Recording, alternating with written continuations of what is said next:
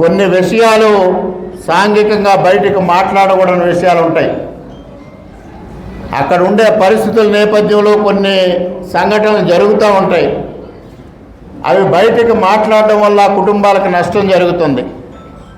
అది కూడా కనీస పరిజ్ఞానం లేకుండా, కనీస ఆలోచన లేకుండా, ఒక మానవతా దృక్పథం లేకుండా అటువంటి వ్యవహారాలన్నీ మాట్లాడుతూ ఉంటే సాక్షాత్తు కుటుంబ సభ్యులే ఇది సభ్యత కాదు అని చెబితే దీనివల్ల నాకు ఎంత మైలేజ్ పెరుగుతుందో తెలుసా మీకు అని అడిగిన ఒక అరాచకవాది అని కూడా ఈ సందర్భంగా తెలియజేస్తా ఉన్నా.